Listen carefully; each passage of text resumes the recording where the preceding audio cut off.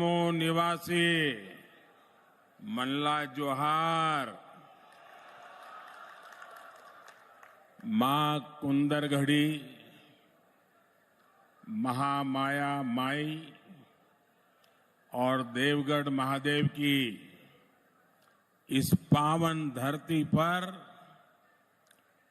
आप सभी के दर्शन का सौभाग्य मिला और मैं जानता हूं इस क्षेत्र में कई बार आया हूं।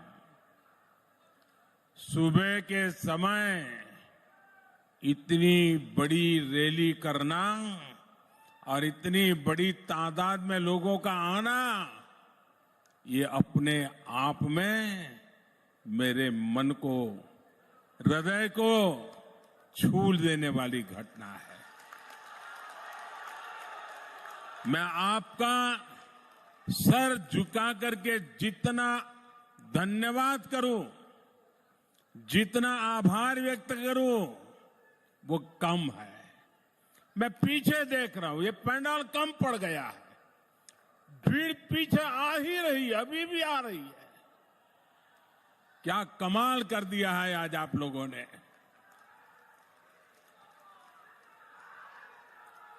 सरगुजा संभाग के दूर सुदूर के क्षेत्रों से आए आप सब हमारे सब साथियों को आशीर्वाद देने आए हैं। हम आपके हृदय से बहुत आभारी हैं। सरगुजा ने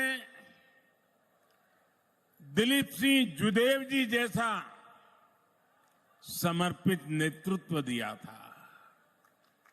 भाजपा का ऐसा ही नेतृत्व रहा है जिसने हमेशा गरीब की, शोषित, वंचित, पिछड़े, आदिवासी समाज की आकांक्षाओं को समझा है।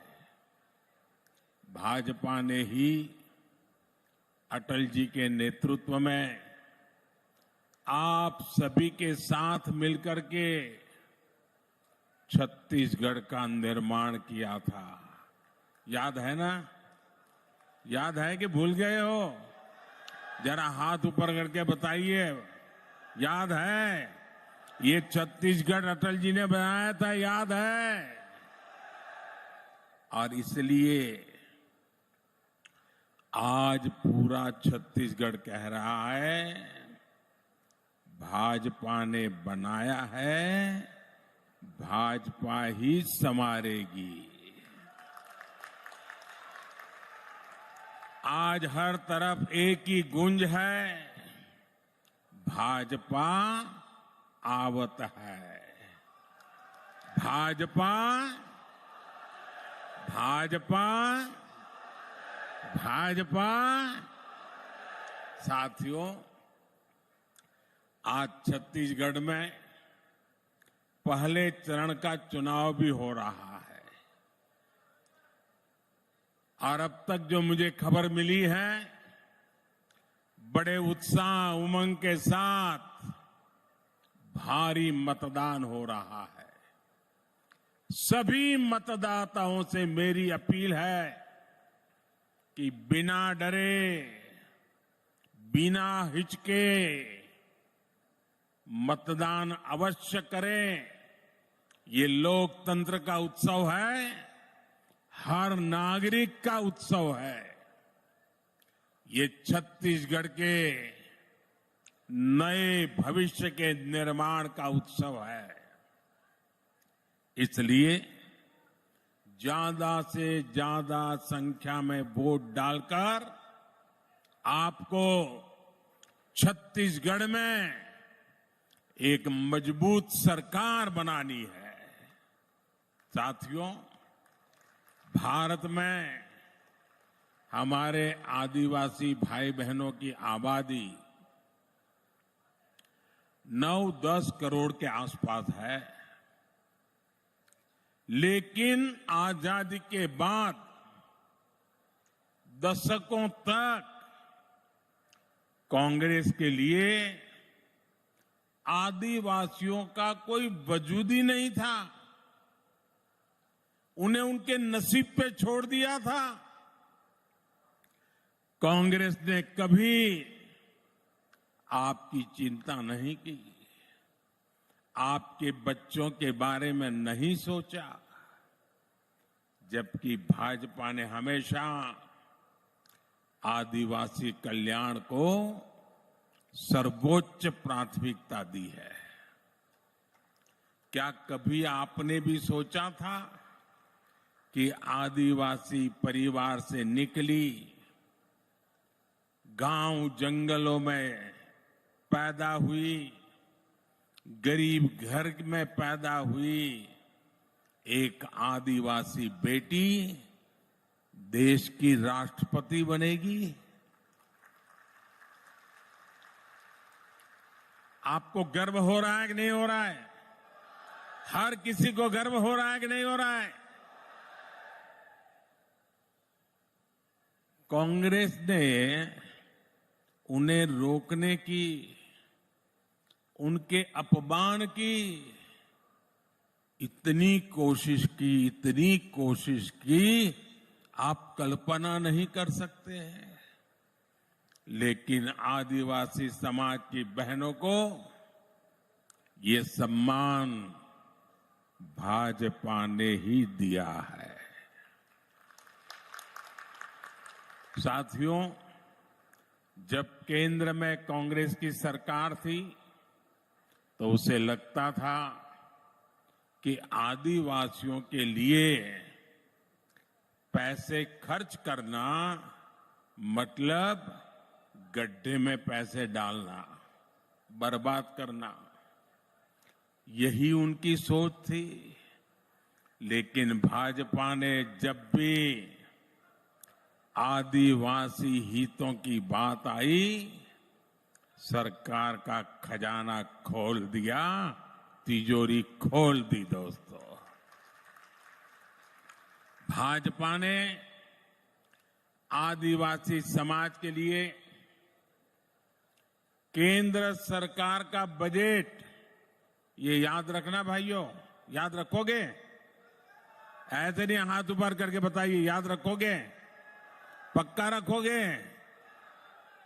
आपने मुझे जो काम करने का मौका दिया ना, इस सेवा काल है मेरे लिए, तो सत्ता काल नहीं है। मैं सत्ता में विश्वास नहीं करता, मैं तो सेवा करने के लिए ही पैदा हुआ हूं और आपने मुझे सेवा का ही काम दिया है। आदिवासी समाज के लिए केंद्र सरकार का बजट 5 गुना बढ़ा दिया, 5 गुना। आप खुश हैं? आप खुश हैं? आपको संतोष हुआ? ये मोदी का काम है। आपके बच्चों की पढ़ाई अच्छी हो, इसलिए आदिवासी क्षेत्रों में 500 नए एकलव्य मॉडल स्कूल बनाए जा रहे हैं। अब आप देखिए, हमारे यहां गांव-गांव में अंग्रेजी वाली स्कूल तो है नहीं। गरीब का बच्चा अंग्रेजी स्कूल में जा नहीं सकता। और ये कांग्रेस के लोगों ने ऐसे नियम बनाए थे कि गरीब का बच्चा अगर अपने गांव की भाषा में पढ़ा है, अपने आदिवासी की भाषा में पढ़ा है, अपने राज्य की भाषा में पढ़ा है, तो वो बच्चा कभी डॉक्टर नहीं बन सकता था, इंजीनियर नहीं बन सकता था। क्योंकि डॉक्टर बनना है, इंजीनियर बनना है, तो आपको अंग्रेजी आनी जरूरी है। देश आजाद हो गया, लेकिन इनके दिमाग में से अंग्रेजी का भूत नहीं गया।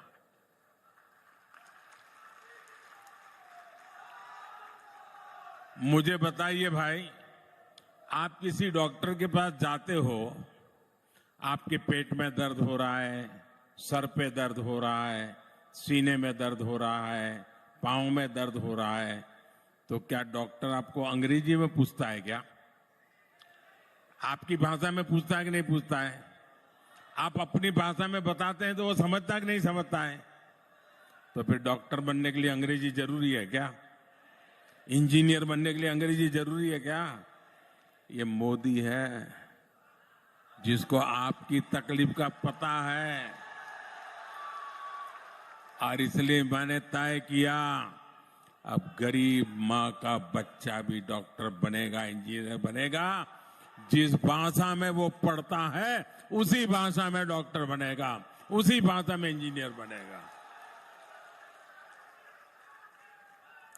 पिछले 9 वर्षों में भाजपा सरकार आदिवासी परिवारों को लाखों नए पट्टे दे चुकी है।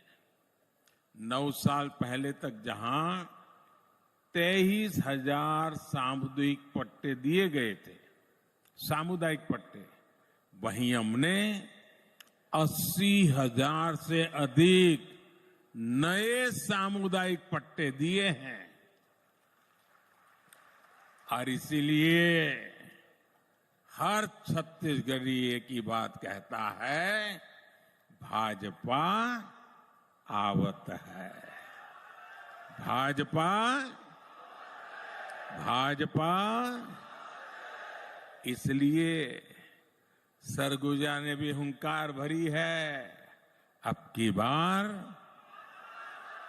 अब की बार, अब की बार मेरे परिवारजनों, कांग्रेस की एक और बड़ी नाकामी भी रही है।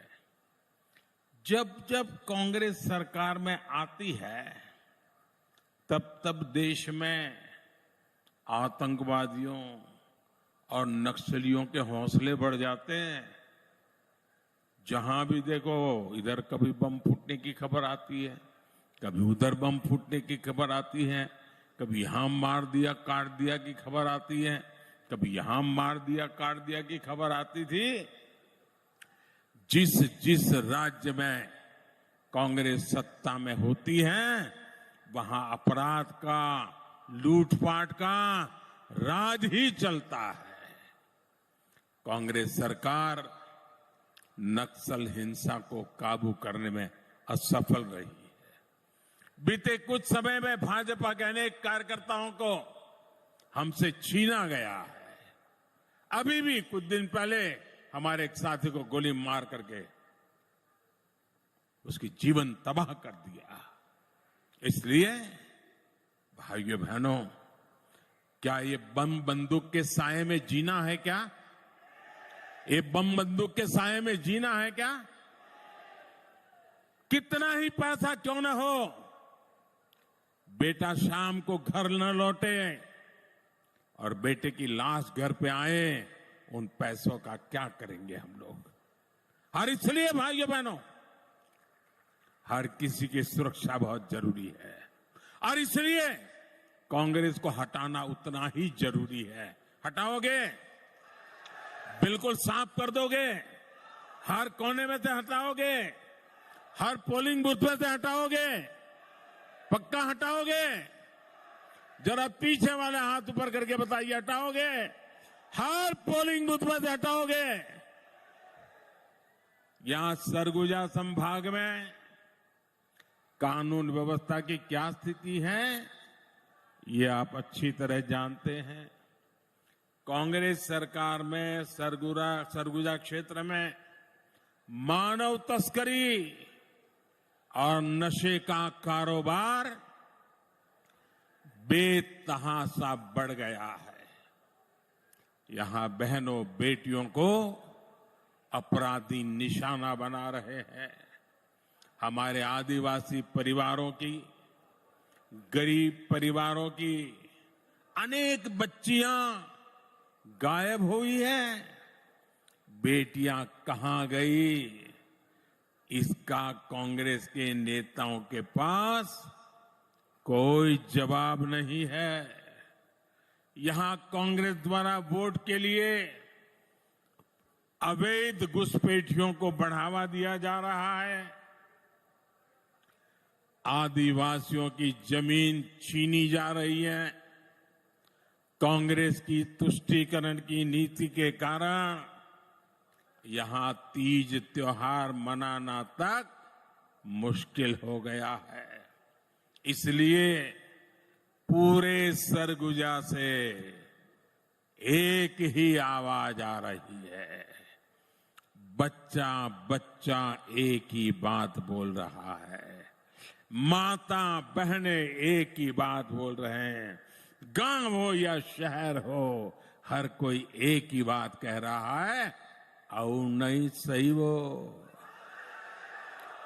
औ नहीं सही वो, औ नहीं सही वो, औ नहीं सही वो, बदल के रही वो। मेरे परिवारजनों, कांग्रेस ने दशकों तक दिल्ली में सरकार चलाई है। देश के कोने कोने में उन्हीं का राज था। पंचायत से लेकर के पार्लियामेंट तक कांग्रेस के सिवाय किसी का झंडा ही नहीं था।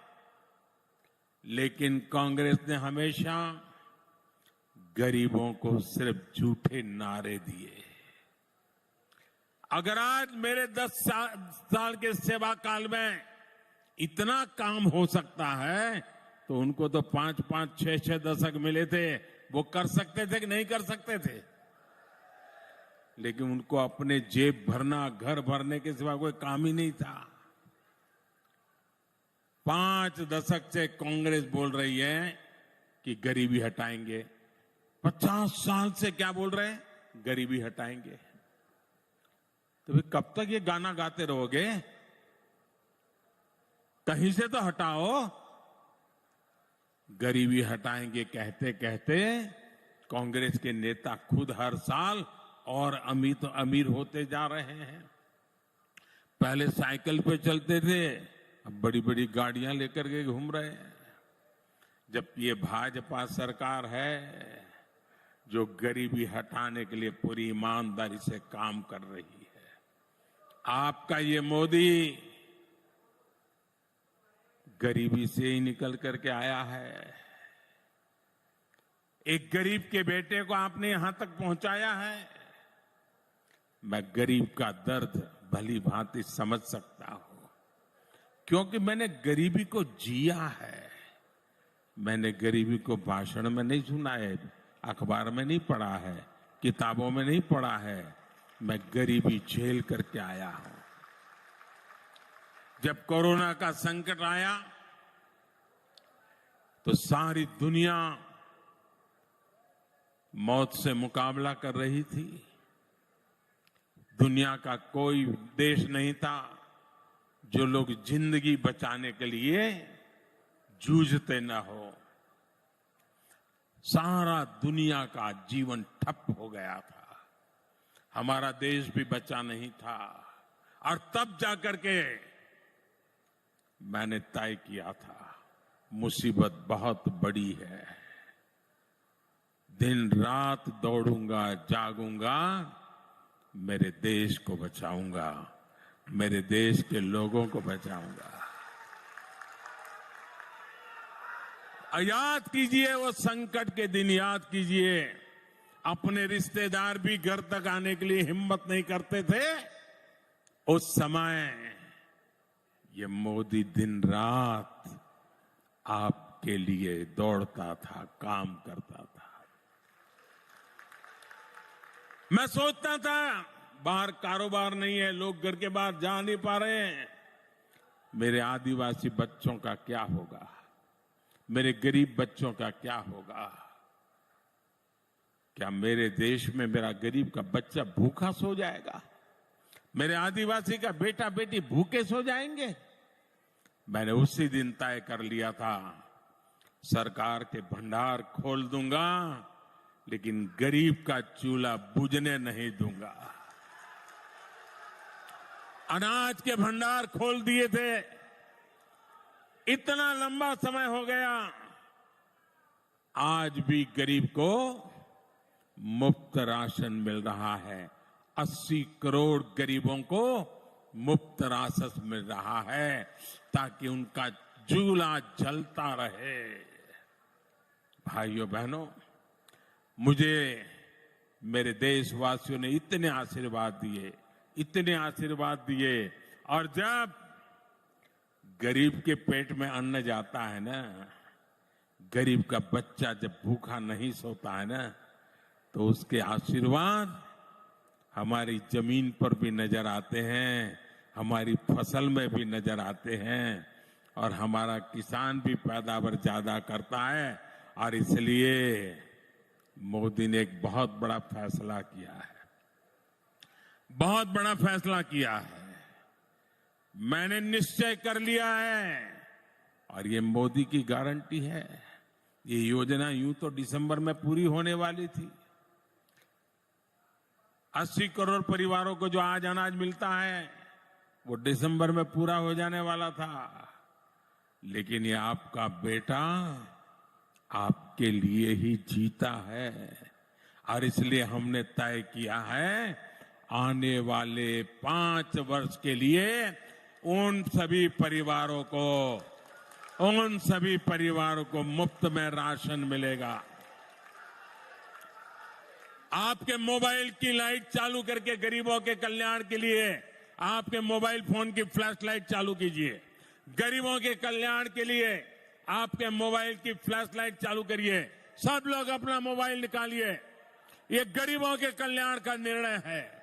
ये गरीबों के बच्चों को रात को खाना पिया न सो जाए, इसके लिए निर्णय है। आप अपना लाइट चालू करके इसका समर्थन कीजिए। ये गरीबों की भलाई के लिए हुआ काम है। भाइयों बहनों, आपका ये प्यार और ये गरीबों के लिए आपका प्यार, ये आपका गरीबों के लिए प्यार है, मेरे आदिवासी बच्चों के लिए प्यार है। आपका ये समर्थन, यही मेरी ताकत है। भाइयों बहनों, बोलो मेरे साथ भारत माता की, मेरे साथ बोलो भारत माता की। हमारे देश में अब किसी गरीब का बच्चा भूखा नहीं रहेगा। कोई मां, बहन, बेटी भूखी नहीं सोएगी। मेरे परिवारजनों, भाजपा सरकार जो कहती है वो करके दिखाती है। भाजपा ने कहा था हर गरीब को 5 लाख रुपए तक के मुफ्त इलाज की सुविधा देंगे।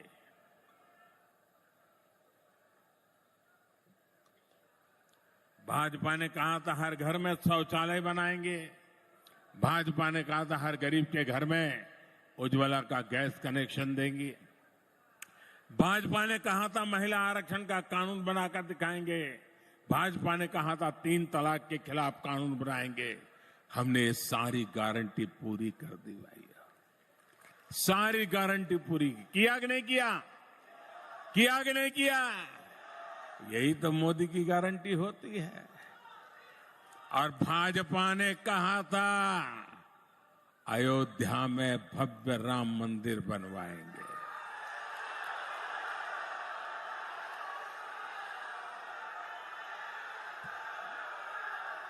और ये मोदी है। अयोध्या में भव्य राम मंदिर भी बनता है और 4 करोड़ गरीबों का घर भी बनता है।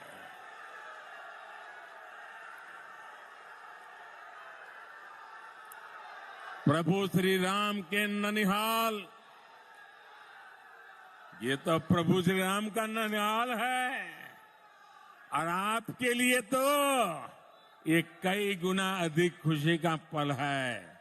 और मुझे पक्का विश्वास है इस बार प्रभु राम जी का ननिहाल भी मोदी को भरपूर आशीर्वाद देगा।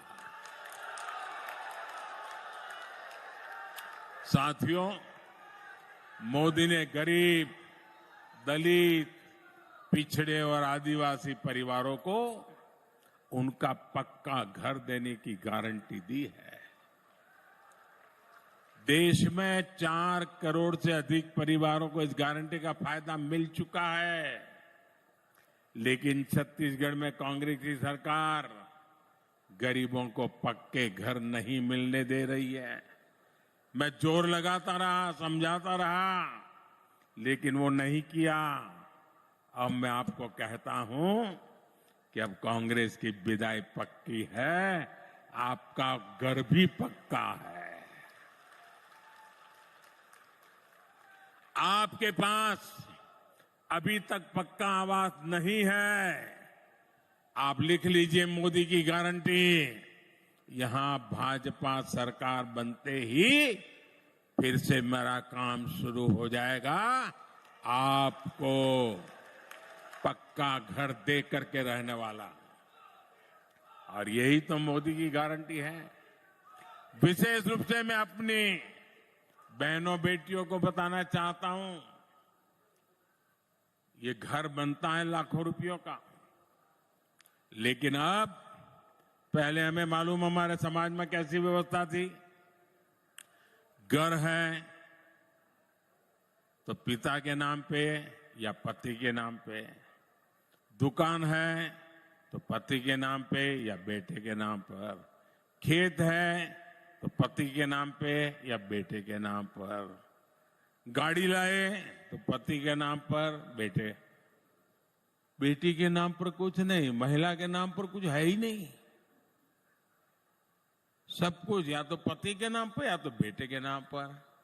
ये मोदी ने तय किया, अब जो घर देगा ना सरकार, माताओं बहनों के नाम दिया जाएगा।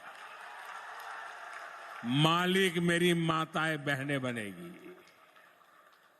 अब आप महिलाओं के नाम पर भी कोई संपत्ति होगी, अब आप महिलाएं भी लखपति होगी, अपने घर की मालकिन होगी। और जब ऐसा ट्रैक रिकॉर्ड हो तभी लोग कहते हैं मोदी की गारंटी यानी हर गारंटी पूरा होने की गारंटी। तभी छत्तीसगढ़ का भरोसा होता है, भाजपा ने बनाया है, भाजपा ही संवारेगी। साथियों, एक तरफ भाजपा का संकल्प पत्र है तो दूसरी तरफ कांग्रेस का झूठ का कारोबार। आप सभी को कांग्रेस ने विश्वासघात के सिवाय कुछ नहीं दिया है। कांग्रेस ने छत्तीसगढ़ के युवाओं को क्या क्या सपने दिखाए थे और दिया क्या? उन्होंने महादेव के नाम पर भी घोटाला कर दिया। महादेव के नाम पर महादेव सट्टेबाजी घोटाले की चर्चा आज देश और विदेश में हो रही है। कांग्रेस ने अपनी तिजोरी भरने के लिए आपके बच्चों से सट्टेबाजी करवाई है। क्या इनको माफ करेंगे क्या आप? आपके बच्चों को बर्बाद करने वाला काम ऐसे लोगों को माफ करोगे आप? और ये सब किसके इशारे पर हुआ? किसके इशारे पर हुआ? किसके इशारे पर हुआ? उनको सजा मिलनी चाहिए कि नहीं मिलनी चाहिए? पहले सजा आप दोगे कि नहीं दोगे? कमल के निशान पर बटन दबा करके कड़ी से कड़ी सजा ऐसे लोगों को करनी है भाइयों। मुख्यमंत्री कार्यालय यहां सट्टेबाजों का अड्डा कैसे बना हुआ था? और ये कक्का आपका, सब लोग तो कहते हैं 30% कक्का, 30% कक्का, खुलेआम सट्टा। ये 30% कक्का खुलेआम सट्टा चला रहे थे। आज यहां के मुख्यमंत्री के करीबी जेल में बंद है। छापों में नोटों के बड़े बड़े ढेर मिल रहे हैं जी, सबूत के साथ करोड़ों रुपए पकड़े जा रहे हैं। जो घोटाले का सबसे बड़ा आरोपी है वो टीवी पर आकर कह रहा है कि उसने मुख्यमंत्री को 500 करोड़ रुपए से ज्यादा रिश्वत दी है। अब आपको सबूत की जरूरत है क्या? देने वाला खुद कह रहा है रुपये मिल रहे हैं और फिर भी आपसे वो वोट मांग रहे हैं। शर्म नाम की चीज नहीं है इनको। इनको साफ करना पड़ेगा भाइयों, साफ करना पड़ेगा। करोगे? हर पोलिंग बूथ में से सफाई करनी पड़ेगी, क्योंकि ऐसे आरोपों से घिरे मुख्यमंत्री को एक दिन भी सीएम की कुर्सी पर नहीं रहना चाहिए। आज आप देख रहे हैं कि यहां के मुख्यमंत्री उन पर लगे आरोपों के बाद कांग्रेस के बड़े बड़े दिग्गजों ने भी उनसे किनारा कर लिया है। ये आरोप इतने गंभीर है, सबूत इतने सटीक है कि कांग्रेस से अपने मुख्यमंत्री का बचाव करना भी मुश्किल हो गया है। हो सकता है आज जब मैंने कहा तो हो सकता है कांग्रेस के नेता कुछ उनके बचाव में दो चार आधी अधूरी बात बोल करके खाना पूर्ति कर लें, लेकिन कांग्रेस का एक नेता इनकी पापों के पक्ष में एक शब्द बोल नहीं रहा है। सब चुप हो गए क्योंकि उनको मालूम है कि इन्होंने अपने और अपने बच्चों की भलाई के लिए पूरी कांग्रेस पार्टी को डुबो दिया। लेकिन मैं आपको विश्वास दिलाता हूं, आपको मेरे विश्वास पे भरोसा है? आपको भरोसा है? आपको मैं गारंटी देता हूं, महादेव सट्टेबाजी घोटाले में भाजपा दूध का दूध और पानी का पानी करके रहेगी। कोई कितना ही बड़ा नाम क्यों ना हो, कितना ही चमरबंदी क्यों ना हो, आपके बच्चों को बर्बाद करने वाले ऐसे लोगों को जेल जाकर के जिंदगी पूरी करनी पड़ेगी। आपके बच्चों के साथ खेला गया है। मेरे परिवारजनों, कांग्रेस के नेताओं को कभी आपके बेटे बेटियों की, आने वाली पीढ़ियों की परवाह नहीं रही है। कांग्रेस के नेताओं ने आपके बच्चों को नौकरी देने का भी वादा किया था, लेकिन पीएससी की भर्तियों में कांग्रेस के नेताओं ने अपने बच्चों को भर्ती कर लिया। आपके बच्चे बेरोजगार रहे, इससे कांग्रेस को कोई फर्क नहीं पड़ता। और मुझे तो यहां सरकारी कर्मचारियों की भी परेशानी पता चलती रही। यहां कांग्रेस ने ट्रांसफर पोस्टिंग के नाम पर एक बहुत बड़ा उद्योग तैयार किया है, सरकारी कर्मचारियों को परेशान किया है। आज आप सब परेशान हैं और कांग्रेस के नेताओं की तिजोरी भरती जा रही है। क्या इसलिए छत्तीसगढ़ में कहा जाता है? यही काम चर्चा है। हर कोई कहता है, कोई भी सरकारी दफ्तर से बाहर निकलता है पूछेगा तो यही कहता है 30% कक्का तो आपका काम पक्का। ये एजेंट यही कह रहे हैं, भाई पहला 30% कक्का, आप देखिए फिर काम पक्का। मेरे परिवारजनों, कांग्रेस ने तो यहां के किसानों को भी झूठ के कुचक्र में फंसा कर रखा है। कांग्रेस वाले दावा करता है कि इन्होंने छत्तीसगढ़ के किसानों का कर्ज माफ किया है, लेकिन सच्चाई यही है कि इसमें भी कांग्रेस ने घोटाला किया है। ये भाजपा है जो किसानों के छोटे छोटे खर्चों का भी ध्यान रखता है। पीएम किसान सम्मान निधि से छत्तीसगढ़ के लगभग 40 लाख किसानों के बैंक अकाउंट में हमने सीधे पैसा भेजा है। यहां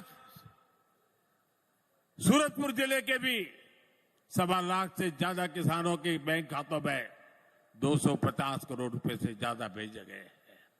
साथियों, छत्तीसगढ़ के धान किसानों को कांग्रेस ने हमेशा झूठी कहा है। यहां के धान किसानों से पूरा धान केंद्र की भाजपा सरकार ही खरीदती है। हमने 1 लाख करोड़ रुपए से ज्यादा यहां के किसानों को दिया है। और अब छत्तीसगढ़ भाजपा ने धान किसानों के लिए जो संकल्प लिया है, उससे आपको कांग्रेस की तुलना में कहीं अधिक पैसा मिलेगा।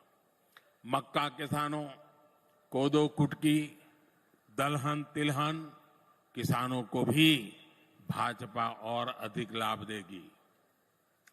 तेंदुपत्ता संग्राहकों के साथ भी तो कांग्रेस ने धोखा ही किया है। छत्तीसगढ़ की नई भाजपा सरकार अधिक से अधिक तेंदुपत्ता खरीदने वाली है, अधिक दाम भी देगी और उन्हें ज्यादा बोनस भी देगी। मेरे परिवारजनों, सूरजपुर का ये पूरा इलाका खनिजों के लिए, कोयले के लिए जाना जाता है। कांग्रेस की सरकार ने आपके कोयले में भी घोटाला कर दिया। कांग्रेस ने डिस्ट्रिक्ट मिनरल फंड में भी घोटाला किया। खनिज का जो पैसा आपको मिल रहा था वो पैसे भी कांग्रेस ने चुरा लिया। लेकिन भाजपा इस कोयला क्षेत्र के विकास के लिए समर्पित है। जहां कोयले के भंडार समाप्त हो गए, उन खदानों के लिए भाजपा सरकार ने एक योजना बनाई है। कोयला रहित भूमि पर बड़े पैमाने पर पेड़ लगाए जा रहे हैं। सूरजपुर जिले में भी केनापारा को इको पर्यटन स्थल के रूप में विकसित किया जा रहा है। यहां पटगांव में सौर ऊर्जा पार्क पर भी तेजी से काम चल रहा है। इससे यहां रोजगार के नए अवसर पैदा होंगे। 3 दिसंबर को जैसे ही कांग्रेस सरकार जाएगी, वैसे ही यहां विकास की गति और तेज की जाएगी। यहां नए प्रोजेक्ट आएंगे, यहां का औद्योगिक विकास तेज किया जाएगा। भाजपा में सरगुजा संभाग में आधुनिक अस्पतालों के निर्माण पर भी बल दिया जाएगा। तब आपको बीमारी की स्थिति में इलाज के लिए दूर बनारस या रायपुर तक नहीं जाना पड़ेगा। साथियों, भाजपा सबका साथ, सबका विकास पर भरोसा करती है। इसलिए छत्तीसगढ़ भाजपा पर भरोसा कर रहा है। सरगुजा की हर सीट पर, हर बूथ पर कमल खिलना चाहिए। खिलेगा? खिलेगा? गांव-गांव जाएंगे, हर बूथ में जाएंगे। ऐसा तो नहीं ना बस मोदी जी आ गए, कार्यक्रम शानदार हो गया, चलो सो जाओ, ऐसा नहीं करेंगे ना।